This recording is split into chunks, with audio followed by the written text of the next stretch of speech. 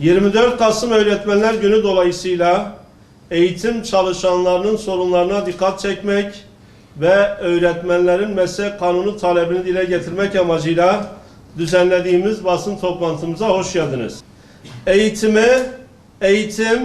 Eğitilen çerçevesinde insanların birbirleriyle ilişkisinden, iletişiminden ve etkileşiminden beslenen akli süreçlerin hakim olduğu ve ahlaki sonuçların hedeflendiği faaliyetler bütün olarak kabul ediyoruz.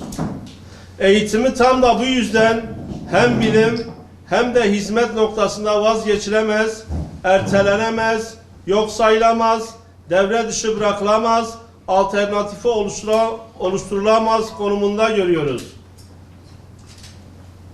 Eğitimde geriye düşenin ahlakta, adalette, merhamette, bilimde öne çıkması, teknolojide önde olması, ekonomik ve diplomatik düzlemde fark oluşturması mümkün olmaz. Öğretmenlik, insanlığın en kadim ve önemli mesleklerinden biridir. Öğretmen, çocuklarımızın şuur sermayesini arttırma, bilgi hazinesini büyütme, idrak zeminini güçlendirme, hikmeti keşfetme, hakikate ulaşma konusunda beşerin insanlaşması ve bireyin uzmanlaşması yolculuğunda hem rehber hem de rol modeldir. Bu vasıf öğretmenlik mesleğinin tarih boyunca önemli ve değerli kabul edilmesinin de başlıca sebebidir. Eğitimde örnek gösterilen ülkelerde olduğu gibi öğretmenliğin kamu sistemi içerisinde tanımlanmış eğitim öğretim hizmetleri sınıfından müstakil bir meslek kanununa kavuşturulması hususu artık daha fazla önemsenmelidir. Mesleğin hak ettiği şekilde tanımlanması, sosyal zeminde öğretmenlerin itibarının, haklarının korunması ve artırılması, yönetmeliklerle, genelgelerle oluşan görev, yetki, ehliyet, liyakat noktasındaki dağınıklığın giderilmesi için meslek kanununun ivedilikle yürürlüğe konulması gerekmektedir. Öğretmenin yetiştirilmesinden emekliliğine kadar öğretmenlik mesleğini bütün olarak ele alan bir öğretmenlik meslek kanununun olmaması hukuki açıdan boşluk, mesleki açıdan ise yoksunluktur. Öğretmenin etkinliğini artıracak, itibarını yükseltecek hükümleri içermelidir. Meslek kanunun yapılması için gereken taleple yazılması için gereken bir birikim de var. Bundan sonra da bir tek şeye ihtiyaç var. O da kanunun çıkarılmasını hızlandıracak irade. Meslek kanununun çıkarılması noktasında niyet ve kararlılığın kamuoyuna deklare edilmesinin üzerinden 2 yıl geçmesine rağmen bugüne kadar kamuoyuna net, açık ve kesin bir içerik paylaşımı yapılmış değildir. Eğitime, öğrencilerimize dair hassasiyetlerimizi, önceliklerimizi, talep ve beklentilerimizi şekillendiren meslek kanununa dair çerçeve beklentimizi ifade eden hususlara dikkat çekmek istiyoruz. OECD'nin yayınladığı dünya standartlarında 21. yüzyıl okul sistemi nasıl inşa edilmeli? Başlıklı raporda yer alan eğitimin bir ülkenin gerçekten önceliği olup olmadığı bazı sorular sorularak anlaşılabilir. Öğretmenlik mesleğinin toplumsal statüsü nedir?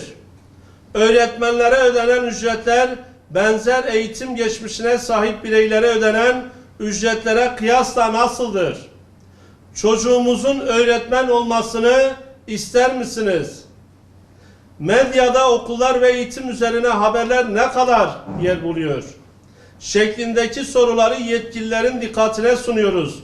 Bu soruların her birini politika belirleyici, politika tasarlayıcı ve uygulayıcı konumda olanların mutlaka cevaplaması gerekiyor. Kesin olan bir şey var ki PISA'da yüksek performans gösteren eğitim sistemlerinin çoğunda öğretmenlere daha yüksek maaş verilmesi, eğitim geçmişinin daha fazla önemsenmesi, öğretmen niteliğinin artırılması ve öğretimin iyileştirilmesi odaklı eğitim harcamalarının payının daha fazla olması eğilimi bulunmaktadır. Öncelikle resmi veya özel öğretim kurumu ayrımı yapmaksızın bütün öğretmenleri kapsayacak, öğretmenlik mesleğinin bütün boyutlarını ele alacak bir yasal düzenlemeye duyulan ihtiyaç konusunda geniş toplumsal bir mutabakatın varlığı herkesçe kabul edilmektedir. Bu mutabakatın faydalı bir sonuç doğurması, meslek kanununun öğretmenlerin statüsünü, toplumsal itibarını yükseltecek, haklarda kazanç sağlayacak, çalışma şartlarını iyileştirecek, şiddeti de önleyecek türden bir içerikle uygulamaya konulması mümkündür. Biz meslek kanununda öğretmenlerin özlük haklarının uluslararası standartlar çerçevesinde tanımlanmasını ve geliştirilmesini istiyoruz. Sözleşmeli ve ücretli öğretmenlik gibi haksız ve çözüm yerine sorun üreten uygulamaları ortadan kaldırmayan bir düzenlemenin meslek kanunu niteliği kazanamayacağına inanıyoruz.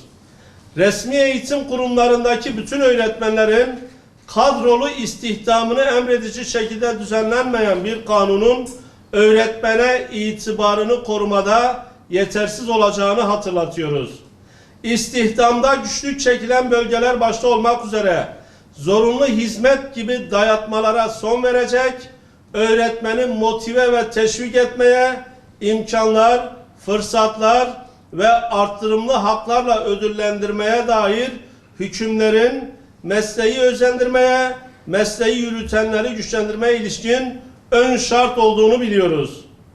Öğretmenlerin atamadan yer değiştirmeye, yetişmeden gelişmeye, eğitim imkanlarından kariyer fırsatlarına, ehliyetten liyakata kadar her konuda belirsizlikten, ayrımcılık ya da ayrıcalık kusurlarından kurtarmaya dönük hükümler meslek kanununun olmazsa olmazlarıdır. Öğretmenin itibarının, statüsünün, hak ve imkanlarının, fırsat ve yetkilerinin arttırılmasına dayanak yapılması gereken öğretmenlik meslek kanunu, öğretmenlerin ve eğitim kurumu yöneticilerinin mali haklarında hak, yetki, sorumluluk ve toplumsal beklenti ekseninde gerçekleştirilmesi, kaçınılmaz görünen artış gerekliliği, kamu maliyesi dengesi, bütçe olanakları ve benzeri bahanelerin arkasına sığınılmadan çıkarılmalıdır. Aksi halde eğitimde istenilen başarının sağlanamayacağı, meslek kanunundan beklentinin karşılanamayacağı bilinmelidir. Eğitim çalışanlarımız yılda bir gün övgü cümleleriyle geçiştirilen anma günlerini beklemiyor.